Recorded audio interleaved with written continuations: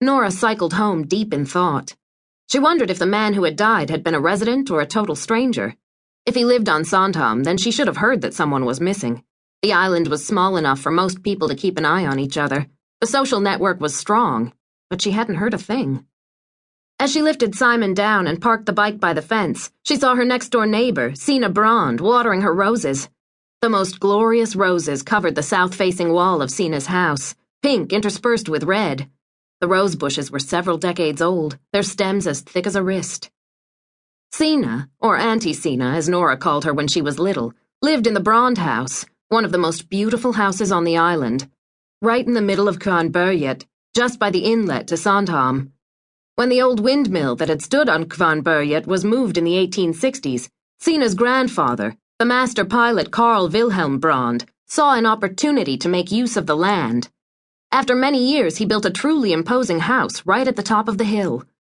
Although the fashion at the time was to build houses close together in the village in order to protect each other from the wind, the master pilot built his house so that it stood alone in solitary majesty. It was the first thing visitors saw when the steamboat docked in Sandhamn, a landmark for all those who came to the island. The master pilot had skimped on nothing when the house was being built. He used only the finest material. The National Romantic style was fully embraced, with narrow roof projections, wide decorative barge boards, and gently curving lines in the attic and bay windows. Inside were lavish tiled stoves, specially ordered from the porcelain factory in Gustavsberg, and a huge clawfoot bathtub in what was an unusually modern bathroom for the time. There was even an indoor toilet, which provoked great surprise among the neighbors who were used to the inconvenience of the outhouse. Some of them had shaken their heads, muttering something about fancy city ways, but the master pilot had taken no notice. "I'll shit where I like," he had roared when the gossip reached him. Sina had bought herself a television after resisting for many years, but that was the only thing that didn't fit in with the style of the house. Everything was so beautifully preserved it was barely noticeable that 100 years had passed since the house was furnished. These days, Sina lived alone in the house with her dog, a Labrador named Kaisa.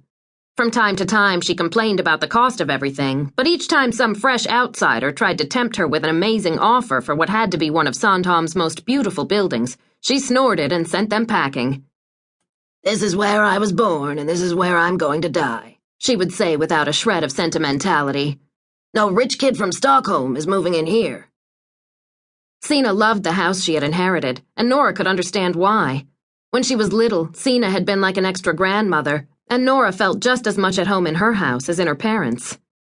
"Did you hear about what happened?" she asked Sina. "No, what?" Sina said, putting down the watering can. She straightened up and came over to the fence. "Somebody drowned. They found a body over on the West Beach. The police are out in force." Sina looked at her in surprise. "You can imagine how wound up the parents at the swimming school were," Nora said. "Somebody's dead, is that what you said?" "Yes, I bumped into Thomas down by Vesterberg's. He's here to investigate the death." "Do they know who it is? Did you recognize the body?" "I wasn't there. Thomas said it was a man and the body was in a really bad state.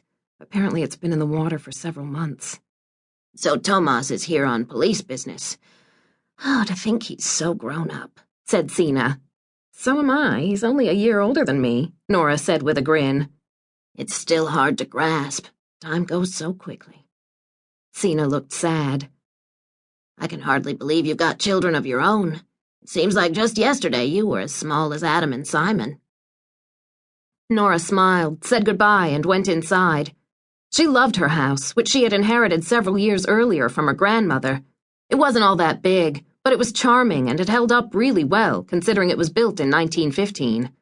On the ground floor, there was a large kitchen and a big room that served as a TV room and playroom, as well as a sitting room for the adults.